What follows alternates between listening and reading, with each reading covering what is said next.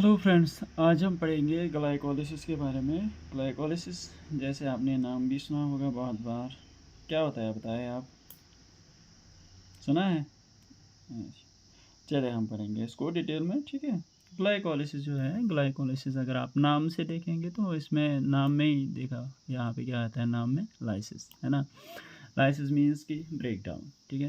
तो glycolysis means कि यहाँ का किस चीज़ का ब्रेक डाउन हो जाता है, ग्लूकोज का ब्रेक डाउन हो जाता है। तो हम ये कह सकते हैं कि ग्लाइकोलिसिस प्रोसेस जो है इसमें ग्लूकोज का ब्रेक डाउन हो जाता है into some components, simpler components. और वो कौन से कंपोनेंट्स हैं वो आगे हम देखेंगे इस प्रोसेस में, ठीक है। अब ग्लाइकोलिसिस के बारे में कुछ पॉइंट्स ये हैं कि ग्लाइकोलिसिस जो प्रोसेस है वो एक कॉमन प्रोसेस है। कॉमन मीन्स कि ये both aerobes as well as anaerobes में होता है। क्यों हो सकता है ये दोनों में? क्योंकि ये ग्लाइकोलिसिस जो है ये विदाउट ऑक्सीजन की हो सकती है। तो अगर विदाउट ऑक्सीजन की हो सकती है, इसका मीन्स कि ये एनारोबस में भी हो सकती है और एरोबस में भी हो सकती है, ठीक है। तो करेंगे बात अब ग्लाइकोलिसिस के स्टेप्स में। The first step is glucose gets converted into glucose 6 phosphate. इसका मतलब क्या होता है? इसका मतलब ये होता है कि ग्लूकोज पे फॉस्फेट ग्रुप का एडिशन हो गया, ठीक है। अब ये कैसे हो गया कि फॉस्फेट ग्रुप किसने दिया? ये फॉस्फेट ग्रुप जो है आपका ये यहाँ से मिलता है एटीपी से, ठीक है। तो एटीपी से अगर फॉस्फेट एक रिमूव हो गया, ये खुद कन्वर्ट हो गया इनटू एडीपी, और जो इसका फॉस्फेट था वो ग्लूकोज पे ऐड हो गया एट 6th पोजीशन। ये बन गया हमारा ग्लूकोज 6 फॉस्फेट। अब इसमें कौन सा एंजाइम काम आता है? इसमें एंजाइम आता है काम हेक्सोकाइनेस। जहाँ पे भी आप काइनेस देखोगे इसका मतलब आप समझोगे कि वहाँ उस रिएक्शन में फॉस्फेट का एडिशन हो जाता है, ठीक है। हो गया फर्स्ट स्टेप। फर्स्ट स्टेप हो गया कि ग्लूकोज का फॉर्मेशन हो गया into glucose 6 phosphate. And then उसके बाद क्या होता है कि इस ग्लूकोज 6 फॉस्फेट का आइसोमराइजेशन हो जाता है। आइसोमराइजेशन का मतलब ये होता है कि वो अपने एक आइसोमेरिक फॉर्म में कन्वर्ट होता है। आइसोमेरिक फॉर्म आपने सुना होगा कि आइसोमर्स वो होते हैं जिनमें मोलिकुलर फार्मूला जो है वो सेम होता है, अलबत्ता स्ट्रक्चर वो अलग होता है। क्या? आइसोमर्स वो दो फॉर्म्स हैं जिनमें मोलिकुलर फार्मूला सेम होगा लेकिन स्ट्रक्चर डिफरेंट होगा, ठीक है। हाँ, तो अब ग्लूकोज 6 फॉस्फेट अपने एक आइसोमेरिक फॉर्म फ्रक्टोज 6 फॉस्फेट में कन्वर्ट हो गया with the help of an enzyme isomerase. कौन सा आइसोमेरेज? फॉस्फोग्लूको आइसोमेरेज, ठीक है। फॉस्फोग्लूको आइसोमेरेज, ठीक। And then third step is कि जो ये फ्रक्टोज 6 फॉस्फेट है उसका फिर से फॉस्फोराइलेशन होता है। द सेम, मतलब जो जैसे फर्स्ट स्टेप में हो गया वैसे यहाँ पे भी होगा।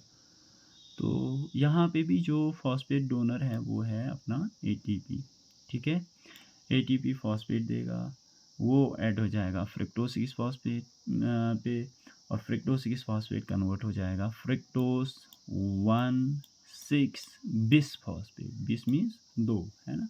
तो यहाँ पे आ गए हमारे पास अब दो फॉस्फेट इसमें, ठीक है। क्योंकि एक फॉस्फेट ऑलरेडी प्रेजेंट था और अब दूसरा फॉस्फेट एटीपी ने दे दिया। और यहाँ पे भी एंजाइम जो होगा वो काइनेस होगा। कौन सा काइनेस? फॉस्फोफ्रक्टोकाइनेस, ओके, फॉस्फोफ्रक्टोकाइनेस, ठीक है। यहाँ तक समझ में आ गया। And then the next step, very important step, very important in the sense कि यहीं पे आपका जो फ्रिक्टोस 1,6 बिसफॉस्फेट है उसका लाइसिस हो जाता है, और we can say break down हो जाता है। ये देखिए, ब्रेक डाउन किस में हो गया? फ्रिक्टोस 1,6 बिसफॉस्फेट का ब्रेक डाउन हो गया दो कंपाउंड्स में, ठीक है। दो कंपाउंड्स में, कौन से दो कंपाउंड्स हैं? एक है ग्लाइसरल्डिहाइड 3 फॉस्फेट ये, और दूसरा है, यहाँ पे लिखा नहीं है वो, लेकिन हम लिखेंगे DH, very poor hand writing, DHAP। अब ये DHAP का फुल फॉर्म मैं बताऊंगा आपको, डाईहाइड्रोक्स एसीटोन 3 फॉस्फेट, डाईहाइड्रोक्स एसीटोन 3 फॉस्फेट। तो ये दोनों क्या होता है, एक्चुअली क्या होता है कि फ्रक्टोज 1,6 बिसफॉस्फेट जो है उसका ब्रेक डाउन हो जाता है 2 मॉलिक्यूल्स ऑफ ग्लाइसरॉल्डिहाइड 3 फॉस्फेट में। किस में? ग्लाइसरॉल्डिहाइड 3 फॉस्फेट। ये ग्लाइसरॉल्डिहाइड 3 फॉस्फेट जो है ये 3 कार्बन कंपाउंड है, और यहाँ पे हमारे पास फ्रक्टोज जो है वो 6 कार्बन कंपाउंड हो गए। और तो यहाँ पे भी हम कंक्लूड कर सकते हैं कि 3 + 3 6, यानी कि अगर फ्रक्टोज का ब्रेकडाउन हो ही जाएगा तो उन दोनों का भी कार्बन नंबर सेम होना चाहिए है, क्योंकि यहाँ पे 2 मॉलिक्यूल्स बन गए, ये तो 2 मॉलिक्यूल्स बन गए किसके? ग्लाइसरॉल्डिहाइड 3 फॉस्फेट। अब ये ग्लाइसरॉल्डिहाइड 3 फॉस्फेट जो है ये रिवर्सिबली कन्वर्ट हो सकता है किसमें? Dihydroxy acetone 3 phosphate, dihydroxy acetone phosphate में, और वो वापस फिर से कन्वर्ट हो सकता है ग्लाइसरॉल्डिहाइड 3 फॉस्फेट में। ठीक है, तो हम यहाँ पे कंसिडर करेंगे अब डायरेक्टली 2 मॉलिक्यूल्स ऑफ ग्लाइसरॉल्डिहाइड 3 फॉस्फेट। ठीक है, तो next step is dehydrogenation. Dehydrogenation का मीन कि होता है हाइड्रोजन का रिमूवल हो जाना। हाइड्रोजन का रिमूवल हो जाना का मतलब होता है, अगर आप केमिस्ट्री में देखोगे हाइड्रोजन अगर रिमूव होगा तो उस प्रोसेस को हम कह सकते हैं ऑक्सीडेशन। ठीक है, ऑक्सीडेशन। तो ग्लाइसरॉल्डिहाइड 3 फॉस्फेट का हम बोल सकते हैं कि इसका ऑक्सीडेशन हो गया, ऑक्सीडेशन, क्योंकि यहाँ पे हाइड्रोजन का रिमूवल हो गया। तो ये बन गया अपना, ये बन गए 2 मॉलिक्यूल्स किसके? 1,3 बिसफॉस्फोग्लिसरेट के, 1,3 बिसफॉस्फोग्लिसरेट के। ठीक है, हाँ। अब ये जो 2 मॉलिक्यूल्स आपके निकल गए हाइड्रोजन के, कैसे 2 मॉलिक्यूल्स? एक तो मतलब क्योंकि ये 2 मॉलिक्यूल्स हैं ग्लाइसरॉल्डिहाइड 3 फॉस्फेट, इसलिए 2 हाइड्रोजन निकलेंगे यहाँ पे। ठीक है, एक हाइड्रोजन होगा NADH के साथ ऐड और एक फ्री रहेगा। ठीक है, तो हमारे 2 हाइड्रोजन यहाँ से जो निकल गए वो काम आ गए किस में? रिड्यूसिंग पावर के फॉर्मेशन में। रिड्यूसिंग पावर हम किसको बोलते हैं? NADH को। ठीक है, तो NAD यहाँ पे कन्वर्ट हो गया into NADH with the help of addition of hydrogen, जो कहाँ से निकल गया? ग्लाइसरॉल्डिहाइड 3 फॉस्फेट में। अब यहाँ पे कौन सा एंजाइम लगेगा? डिहाइड्रोजनेज। ठीक है, डिहाइड्रोजनेज कौन सा? Dehydrogenase glyceraldehyde 3 phosphate dehydrogenase. ठीक है, now the second step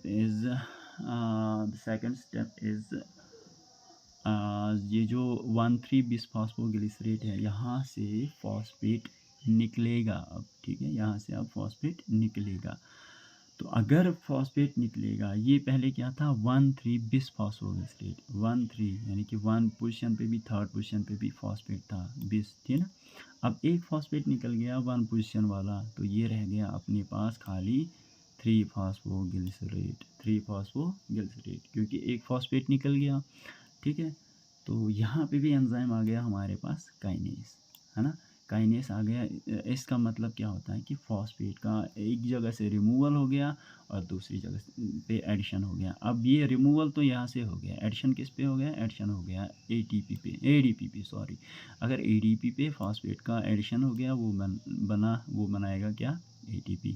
तो हम ये कह सकते कि यहाँ हमारे पास 2 ATP बन गए। कैसे 2 ATP बन गए? एक मतलब क्योंकि ये 2 मॉलिक्यूल्स हैं तो 2 मॉलिक्यूल्स के 2 ATP बन जाएंगे, है ना। ठीक है, हाँ। द नेक्स्ट स्टेप इज़ ये जो 3 फॉस्फोग्लिसरेट है ये कन्वर्ट हो जाएगा इनटू 2 फॉस्फोग्लिसरेट।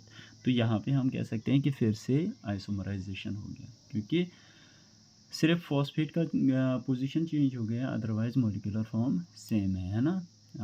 3 फॉस्फोग्लिसरेट बन गया 2 फॉस्फोग्लिसरेट, तो यहाँ पे फिर से आइसोमराइजेशन हो गया। अब यहाँ पे जो एंजाइम इस का इन्वॉल्वमेंट रहता है वो है फॉस्फोग्लिसरेट म्यूटेज। ठीक है, okay. And then the next step is, अब ये जो 2 फॉस्फोग्लिसरेट हैं इसमें वाटर मॉलिक्यूल का रिमूवल हो जाता है। तो अगर वाटर मॉलिक्यूल का रिमूवल हो जाता है ये बनाएगा अपने पास फॉस्फोइनॉल पायरुवेट। क्या बनाएगा? Phosphoenol pyruvate.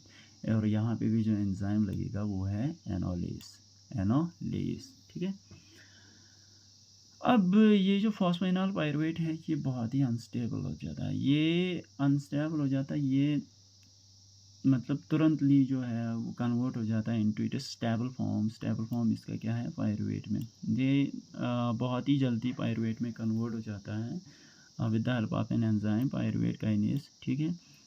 कैसे कन्वर्ट हो जाता है? यहाँ से फॉस्फेट ग्रुप का रिमूवल हो जाता है और वो एटीपी पे ऐड हो जाता है। एटीपी पे ऐड होने के बाद वो एटीपी बनाएगा। तो यहाँ से हमारे फिर से एटीपी बन गए, ठीक है। यहाँ से 2 एटीपी बन गए, यहाँ से 2 एटीपी बन गए, तो कितने हो गए? टोटल 4। और यूज़ कितने हो गए हमारे? 1 और 1 2। तो हम कह सकते हैं कि 4 टोटल बन गए, टोटल 4 एटीपी बन गए, लेकिन यूटिलाइज 2 हो गए, ठीक है। तो अगर हम नेट एटीपी प्रोडक्शन की बात करेंगे, हम कहेंगे कि 2 एटीपी नेट है हमारे पास यहाँ पे, ठीक है।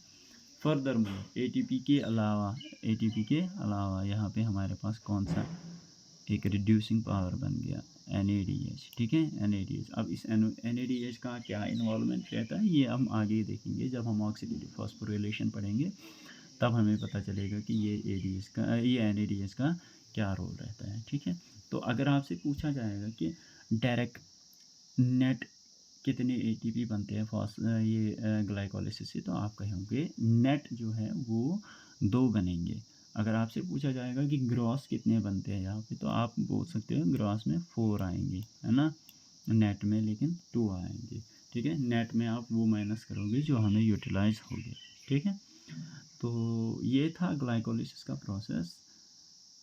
अगर आपको पसंद आया तो प्लीज़ चैनल सब्सक्राइब करें और लाइक करें वीडियोज़ को। Thank you.